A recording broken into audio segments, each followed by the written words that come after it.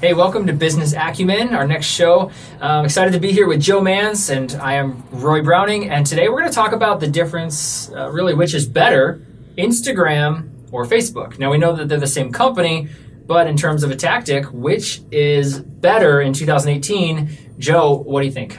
Roy, I think no matter what the platform is, it really depends on who your audience is. Who are you trying to reach? How are they consuming media? And what do they prefer? We know that today, okay, so if we go back, it used to be social media was the thing in general, and then you add in images, and of course, Instagram comes onto the scene, and everybody wants pictures, and of course, pictures are still trending highly over text. But now, as we're moving forward, it's going into video. So video with text over it, closed caption is definitely it, and I think that Instagram definitely supports that. You can see Instagram's evolution over the past year has gone from stills to stills and videos, short videos. Now those videos are getting longer, and I think the next evolution is going to be audio. So just voice. It's I don't know if it's regression or what, but if you go from text to images to video and then back to audio, that's the progression. I think Instagram definitely has the platform that's built specifically for that type of content over Facebook, which has all kinds of content accessible. So I'm going to say Instagram, and that's my final answer. Nice. I actually will agree with you on most of your points. Depends on your audience. One of the things that I will actually challenge, though, my audience, as I post things, I get far more engagement, far more interaction on Instagram. Hands down, 500 times more in some cases. I ran a Facebook campaign, and I chose the option to say, hey, advertise on Instagram too. And I had 500 likes on Instagram. I had 2 on Facebook. And so for my audience, when I'm talking about these things, Instagram is by far winning. I will also agree with you that I think that the spoken word, audio, leveraging things like Alexa, by the way, just for fun, go ask Alexa to inspire me. And you'll get an audio clip from somebody across the internet. I got Gary Vaynerchuk the other day, and it was just his audio clip from one of his videos. So audio, spoken word is definitely huge. The one thing that I will say about Facebook, though, like me personally, I spend more time on Facebook. That's where I spend my time browsing. And it's not until I remember that Instagram exists a lot of times that I'll jump over there. But I like the long format that you get in Facebook. I like when I have a little bit of time, I can dive deeper. I can go beyond just a picture. And for that matter, URLs actually work. So I really like Facebook for that. And I am more engaged personally in Facebook. The people I talk to are more engaged on Instagram. I get more likes. I get more follows. All in all, I agree 100%. It depends on your audience. You have to go where they are. I think that you're spot on. The fact that you can dig deeper does give Facebook a bit of a leg up in that. I tell you, if you're going towards a younger audience who has a shorter attention span, or any group that has a shorter attention span, Instagram's going to get the job done. It's in your face. It gets the job done quick.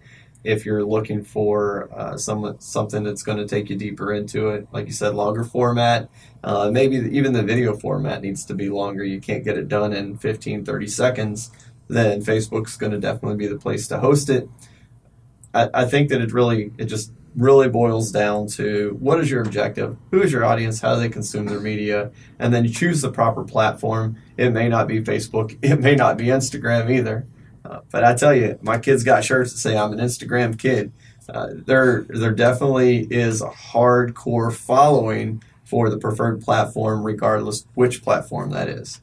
Yeah, but I'm going to just remind you that that's your kids, right? Right. And I mean, you agree with this. I shouldn't have said remind you, because you do agree with this. But if you're going after somebody that's a baby boomer, they're probably not as likely to be on Facebook or on Instagram. I'm sorry. They are going to be on Facebook. The older generations are on Facebook. That's where they spend their time. They want to see the kids, their grandkids and such. They're on Facebook, but that's what's pushing the younger generation away from Facebook is the fact they don't want their parents and grandparents stalking them. So they'll get a Facebook profile just to appease their parents and grandparents. But where they are truly consuming their media is in the shorter platforms, the shorter suspense platforms. Yes, and I don't want to go too deep, but I do want to say that don't rely on data to say that people are on Facebook, because it will say that Facebook has 500 million people and Instagram has 300 million people, so go to Facebook. But I'm going to tell you the truth.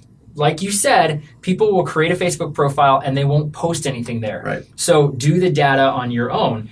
Put the same post on Facebook and on Instagram, see which one gets you the best results, and use the data to define where you need to be. Go ahead and A/B test it. Make sure that you understand your audience, how they consume, and then whenever they respond, wherever they engage, wherever they like, that's where you need to be. So it sounds like we agree today. Facebook, Instagram, it really just boils down to who is your audience and where are they. Choose wisely. So in the comments below, you can decide if you agree with us. We'd love to hear your feedback. If there's something other than Facebook or Instagram that you'd like us to discuss in a future episode, leave that in the comments below. We look forward to hearing from you. Okay, folks, this is the segment of the show where we sum it up. Looking at Instagram versus Facebook, here's what we know. You really have to do your research on the platform. Do the research on your audience. At the end of the day, it's really choosing the proper platform that works for the audience that you're trying to target. So there's no right or wrong answer, Facebook versus Instagram. It's really just understand your audience and where they are. All right, it's time for question and answers, and we got a question from Brian George, good friend of mine, and he asked us, what is the next big platform? Facebook and Instagram have both been giants for a little while now. What's next? I think if we had a crystal ball, we could answer that question. Unfortunately, we don't. If we knew the answer, we would build it, and we'd all be rich.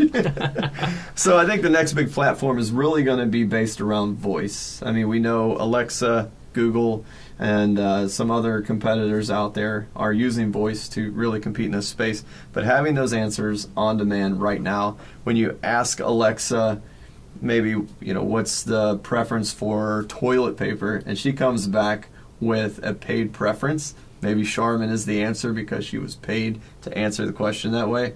I think voice is really going to be the next big answer. Yeah, I agree that voice is huge. Honestly, I think that we haven't reached our peak on video yet, especially live streaming. I know that live streaming is still becoming more and more popular each day, so I think that there's still a lot of opportunity there, especially with ad-supported live streams. That is going to be a next big thing of how do we interrupt a live stream. Is there a mid-roll or a pre-roll video unit that's going to take place? And then lastly, I think that there's a lot of talk about virtual reality, augmented reality, and how we're going to advertise in that space. But for me, I think that computer learning and AI is going to still be the next big thing. IBM Watson is huge. You ask it a question and it's programmed with answers based off of advertisers' values. And so if you can ask Facebook a question, or if you can ask Google a question, and then they're going to give you a paid advertisement in response, whether that's in a video format or an ad format or a voice format, I think there's a lot of power there because it's going to be able to automate some of the things that we see in the advertising world. So you're going to be able to provide the most likely recommendation or the most valuable insight for somebody based off of past preferences.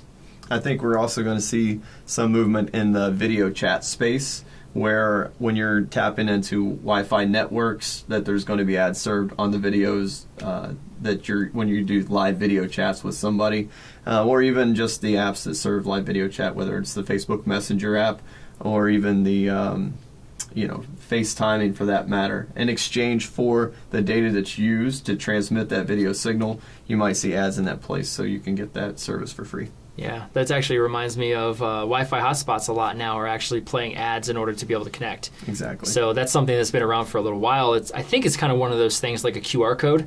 It was very popular for a little bit. Everyone kind of loved it, but didn't really use it. And then all of a sudden it went away, and then it's starting to come back. I think that might actually be something that happens with Wi-Fi. You connect to a Wi-Fi, instead of just getting on for free, you're going to get an advertisement, and I think that there's a lot of potential there too. We're going to have an episode about QR codes. I can see that in the future. Awesome. All right. Well, keep the comments coming, and thanks for providing the comments we've had already. We'll see you on the next episode. To learn more, follow us online at summitup.biz. If you found value in this podcast, please leave us a review. See you next time.